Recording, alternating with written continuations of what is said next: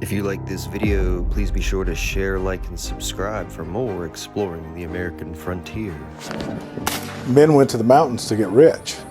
Probably more of them died than survived, and certainly more died than got rich. It was sort of the end of the discovery era of North America. The traders are the ones that made the most money out of it. They were pathfinders. They were exploring new, uncharted territory. James Bridger. Unquestionably, Bridger's claims to remembrance rest upon the extraordinary part he bore in the explorations of the West. As a guide, he was without equal, and this is a testament of everyone who ever knew him. He was a born topographer. The whole West was mapped out in his mind, and such was the instinctive sense of the locality and direction that it was used to be said of him, that he could smell his way in which where he could not see it. He was a competent master of the plains and woodcraft, equal to any emergency, full of resourcefulness to overcome any obstacles, and I came to learn gradually how it was that for months such men could live without food, except that the country afforded to it in the wild region. Bridger was not an educated man. Still, any country that he had ever seen, he could fully and intelligently describe it. And he could make a very correct estimate of the country surrounding it. He could make a map of any country he had ever traveled in, marked out its streams and mountains and the obstacles in it correctly, so that there was no trouble in following it and fully understanding it. He understood thoroughly the Indian character, their peculiarities and superstitions. As a guide, I do not think he had an equal upon the plains. An accomplished trooper, scout, and mountain man, Bridger was born on March 17, 1804, in Richmond, Virginia. His father, who was a surveyor and innkeeper, moved the family to Illinois farms near St. Louis, Missouri. At the age of 17, Bridger joined General William Ashley's Upper Missouri expedition. For the next 20 years, he would pass repeatedly on foot through the innumerous area whose boundaries were the Canadian border, the Missouri River, the Colorado-New Mexico border, and the Idaho and Utah, consistently exploring new territory. He was one of the first non-Indians to see the natural wonders of what would become Yellowstone National Park, and it's believed to have been the first white man to visit the Great Salt Lake in 1824. Due to its salinity, he believed it to be an arm of the Pacific Ocean. Known by the nicknames of Old Gabe and Blanket Chief, he became famous in 1825. He was with an expedition that brought $50,000 worth of beaver furs back from a fur trading rendezvous.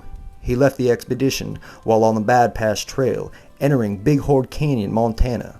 Fashioning a homemade raft out of driftwood, he then made one of the most miraculous trips in frontier history by braving the turbulent waters of the Bighorn River, making the first recorded float of the river through the canyon. Much of the amazement of his fellow mountain men, he emerged from the canyon unscathed. Jim Bridger and several other trappers brought out William Ashley in 1830 and formed the Rocky Mountain Fur Company, competing with the Hudson Bays Company and John Jacob Astor's American Fur Company for the lucrative fur pelt trade.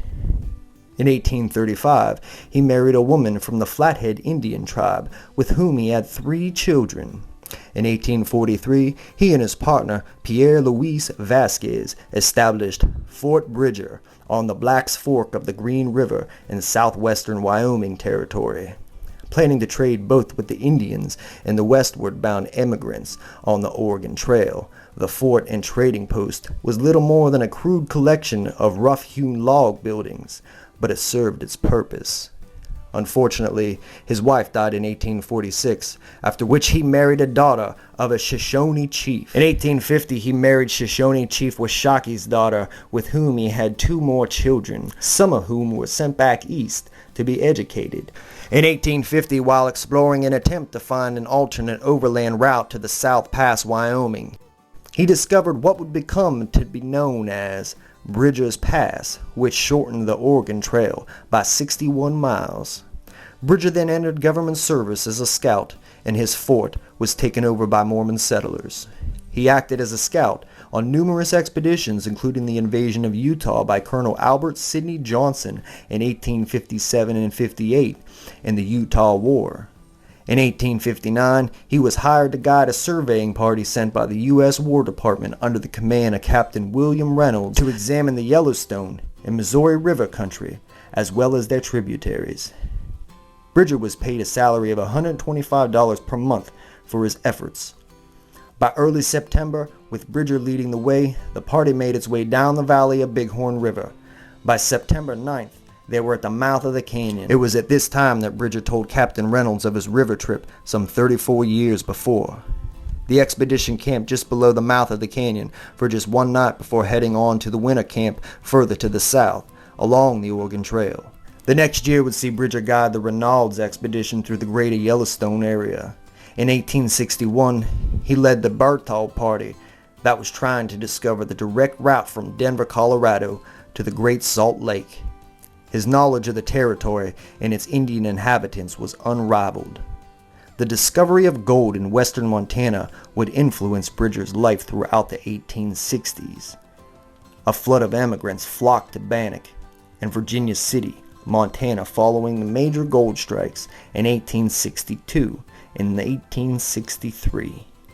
The Bozeman Trail was soon blazed as a shortcut to the gold fields, infuriating the Sioux, Arapaho, and Cheyenne as it cut right through the heart of the rich bison hunting grounds. Attacks against immigrant wagons trains soon made traveling along the trail exceedingly dangerous. In 1864, Bridger was asked by the military commandant at Fort Laramie, Wyoming, to blaze a new path. Whereas the Bozeman Trail had skirted the eastern edge of the Bighorn Mountains, Bridger's new route headed up the opposite, western side of the range, through the Bighorn Basin. It turned out to be much less famous, yet much safer than the Bozeman Trail. By 1866, Bridger could be found once again working as a scout in the U.S. Army. This would bring him to his third and last rendezvous with history in the Bighorn Canyon area. He was hired as a guide under Lieutenant Colonel Nathan Kinney and the two companies of soldiers in helping locate a site for Fort C.F. Smith. At a salary of $300 a month, Bridger did not come cheap. His knowledge of the land and its inhabitants was considered invaluable. He was fluent in the Crow language and could easily ascertain their views on a range of subjects, making him a master at exploring the American frontier. Thanks for watching this video, and once again subscribe for more videos like this one.